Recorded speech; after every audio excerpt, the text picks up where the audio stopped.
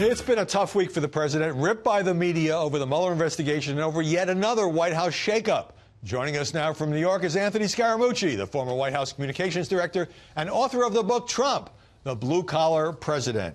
So this latest White House shakeup, Mooch, you're an expert on those.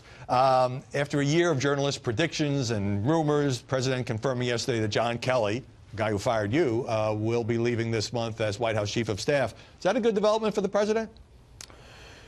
You know, well, I think so. And, you know, I respect John's career as a military person and 40 years in the service. And listen, he lasted 46 times longer than me, Howie, so he had to be doing some things right there. But I think the president needs somebody that really likes him, likes his agenda, and wants to work with him on his agenda. And he also needs somebody that can push back on the president the way the president likes to be pushed back on. I think the big misnomer is that the president likes sycophants. I think the real people that are closest to the president realize that he doesn't like that at all. If anything, he likes an honest, rigorous debate, but he wants everybody to know that he's the boss, he's the one in charge, and he's the one that's ultimately going to direct the traffic in the end. But is it a misnomer that the president management style is kind of chaotic and he's constantly cycling through not just chiefs of staff but other top aides? So it's interesting. I actually don't find it to be like that. What I find it to be is if he had a good hub and spoke system and he had one guy as his chief of staff that really liked him, and then he had fortification of confidence of those other people, the thing would actually run very seamlessly, just the way it did inside the Trump organization. Take you back to the Trump organization, 15, 20 years of solid management there. He had a hub and spoke system, and once he trusted everybody in those seats, he did well, and the administration or the company did even better. And so he just needs to get somebody in a seat that likes him, that can talk to him in a way that he likes to be talked to, that recognizes that they're his numero dos, if you will. And then the last piece is he's got to get people in those seats that want his agenda, that are less establishment-oriented, and really want to help the American people. I mean, you have to think about the sacrifices that the president has made to take this job. I know people laugh at me when I say that, but he had an unbelievable life before he entered the American presidency. And, you know, you got a lot of these establishment guys that are trying to gum him up as he's trying to serve the American people. So let's pick somebody to be the chief of staff that will help him prosecute that. Let me get you in on this latest media flap. So Rex Tillerson is talking to CBS's Bob Schieffer, and he says the president's pretty undisciplined, doesn't really like to read, and sometimes wanted Tillerson to do things that are illegal. President, as you know, tweeted back that Tillerson is dumb as a rock and lazy as hell. Should he be disparaging those who work for him like that? Well, you look, I'm not in love with that tweet. You know, if I was there, I would say not necessary to do that. You're the president. I think it's unfair for Rex to be saying that he's trying to get him to do things illegally. I think all the president's trying to do is push the envelope. He's a big a guy that brainstorms a lot, makes a lot of suggestions. If some of those suggestions are illegal, of course he doesn't want you to do those. He's just trying to push the envelope of his creativity. But you probably shouldn't be calling him dumb as a rock. If I were there, I would recommend the president not do that. He would then laugh at me and say he's going to do it anyway, probably. But that's how it goes. You know whereof you speak. So sort of a related question. Is the president helping himself in this heavy coverage week of the Mueller investigation, but with these constant tweeting attacks on Mueller, accusing his office of McCarthyism, going after Lyon, Lincoln, Jim Comey? Does that help him in terms of the way the story is perceived?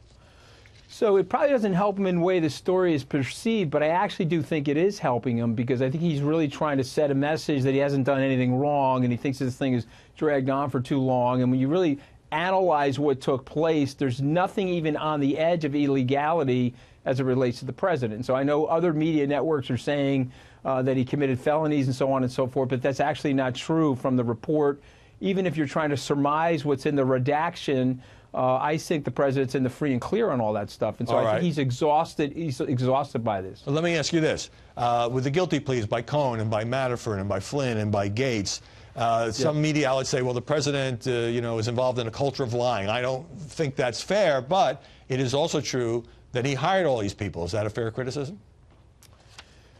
Well, I think what a fair criticism is that some of these things that happened outside of the campaign, maybe there needed to be a little bit more vetting of what these guys we're actually doing. But I don't think you can tag on the president something that happened 10, 5, 8 years ago, or things that happened, in Michael's case. And full disclosure, I'm a friend of Michael's, and I wish him and his family well. But in Michael's case, as it relates to the taxi cab medallion stuff, I don't understand how that can be pinned on the president. Right. So that part is completely separate. So it's totally separate. So if you're going to tell me that you're hiring thousands of people and that you don't have a few rogues in the system, look, at Skybridge, I do a background check on every single person.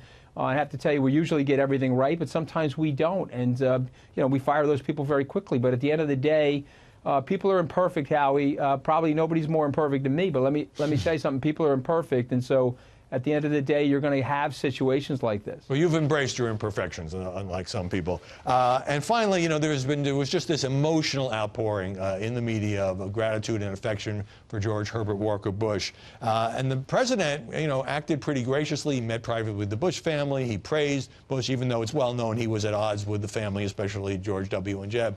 Do you think he may have learned something after what happened after John McCain's death in terms of conducting himself on a sort of a higher road if the passing of somebody whose family he disagreed with? Well, listen, just the stuff that I don't understand. He handled that thing like a gem. He did everything right, lent the plane out, went to the event. They asked him not to speak. He graciously said no problem. So why did the media not give him more credit for that? Well, because they're sore at him for all the other stuff. At the end of the day, he beat the pants off the media in November of 2016. They sort of still can't believe it, and he's still driving a very hard wedge against them. And so they've made themselves a story now, and they're pounding back at him. But at the end of the day, he handled that really well. And I thought he looked great yesterday at the Army-Navy game. And by the way, he got a very rousing ovation from the Navy and the Army at that game. Okay, so at the end of the day, look at his record, look at what he's doing for the country, right. And let's sort of dial it down a little bit. And I predict, Kevin McCarthy was on Maria's show earlier. My guess is that they'll cut a deal with the Democrats going into 2019. And my guess is he's going to have a very good narrative for the 2020 re-election campaign. Well, we'll see, and we'll see how the media narrative develops as well. Anthony Scaramucci, great to see you from New York. Happy Sunday. Good to be here. Thank you.